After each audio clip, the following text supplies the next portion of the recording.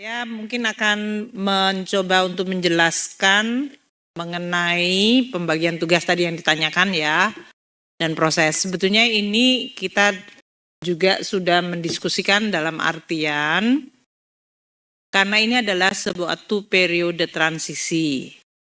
Jadi dengan masuknya Mas Tommy dalam hal ini, kita memang untuk 3 bulan ke depan, yaitu ini tinggal bulan Juli pertengahan, kita semuanya tahu, teman-teman wartawan di sini sangat familiar ya, siklus APBN, kita sedang menyusun APBN 2025. Jadi memang fokusnya untuk Mas Thomas nanti akan ikut di dalam penyusunan RAPBN 2025 tersebut.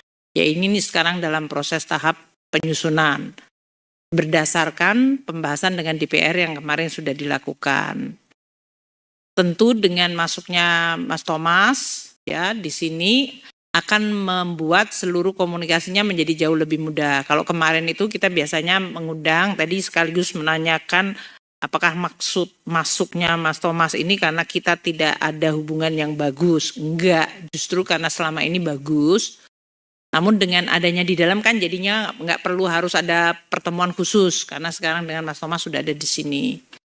Sehingga seluruh proses penyusunan APBN yang Anda semuanya tahu bahwa ini akan disusun, ditulis nota keuangan dan RUU-nya dan kemudian disampaikan oleh Bapak Presiden pada tanggal 16 Agustus dan kemudian pembahasan dengan DPR sampai dengan waktu kalau menurut undang-undang sampai dengan Oktober. Tapi karena ini adalah masa transisi bisa saja menjadi lebih cepat. Tapi kita tidak mau mendahului, pokoknya secara undang-undang bisa sampai Oktober. Nah ini yang dengan adanya Mas Thomas menjadi lebih mudah karena berarti komunikasi sudah otomatis terjalin untuk menampung tadi berbagai program-program prioritas yang sudah disampaikan oleh Pak Prabowo dan Wakil Presiden terpilih Gibran dan bagaimana memasukkan di dalam APBN 2025. Nah, untuk itu tadi untuk beberapa pertanyaan-pertanyaan khusus ya yang mengenai program, saya harap kita tidak membahasnya dulu di sini, gitu ya.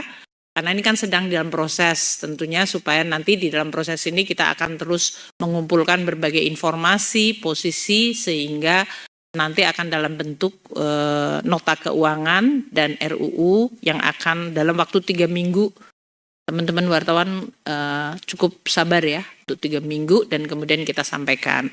Namun untuk memberikan gambaran seperti yang saya sudah sampaikan di beberapa kesempatan, satu, untuk RUU 2025 itu mengikuti apa yang sudah dibahas di dalam KEM PPKS dengan PPKF dengan DPR. Dan saya sudah melaporkan langsung kepada Pak Prabowo. Bapak, ini sudah dibahas dengan DPR, ini formatnya seperti apa Pak Wamen? Jadi defisit antara 2,29 sampai 2,82. Inflasi gross 5,1 sampai dengan 5,6. 5,5. Inflasi 1,5 sampai dengan 3,5. Suku bunga SBN antara Pak Febri aja belum hafal yang membahas APBN-nya. Ya. 6,9 sampai 7,2. Kurs antara 15.300 sampai 15.900.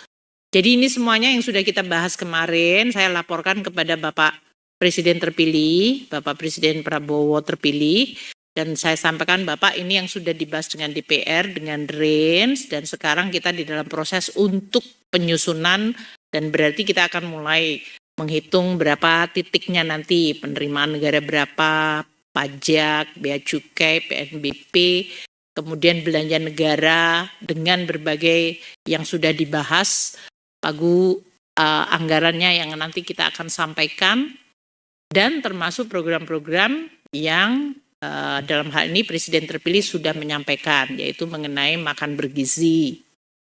Beliau juga concern mengenai masalah gedung-gedung sekolah yang rusak. Itu semuanya nanti akan kita masukkan di dalam RAPBN. Jadi mungkin untuk fairnya untuk Mas Thomas, mungkin untuk kayak gini nggak ditanya dulu ya sekarang ya, karena ini nanti masuk di dalam proses institusi yang lebih formal. Saya rasa itu, jadi untuk APBN tetap sesuai dengan yang kita bahas dengan DPR yang kemarin di paripurna sudah diketok untuk KMPPKF-nya, untuk pembahasan antara mengenai asumsi dasar sudah dibahas di Komisi 11 maupun di Badan Anggaran.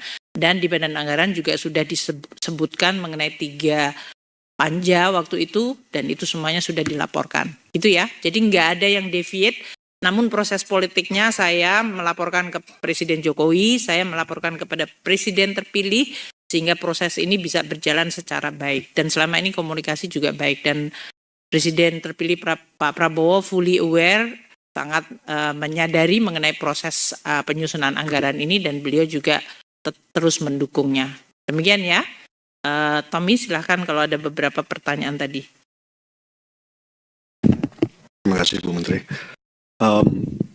Saya tadi untuk sebetulnya pertanyaan-pertanyaan yang sifatnya rada pribadi tadi, saya rasa sekali lagi ini bukan tempatnya. Ini kan lebih ke perkenalan dan juga untuk meyakinkan bahwa konsistensi itu sudah dijalin sejak lama antara tim Presiden terpilih dan Kementerian Keuangan. Tidak ada yang lebih, tidak ada yang kurang. Kami di sini 3 bulan yang lalu, kami bekerja hampir 3,5 bulan yang sangat intens dengan Pak Wakil Menteri Keuangan, Ibu juga, maupun para dirjen-dirjen. Ya, ini untuk sekali lagi meyakinkan atau justru memberikan suatu gambaran konkret bahwa konsistensi itu sudah dimatangkan, dan saya rasa itu adalah message paling penting dari saya hari ini. Terima kasih. Baik teman-teman wartawan, terima kasih atas kehadirannya pada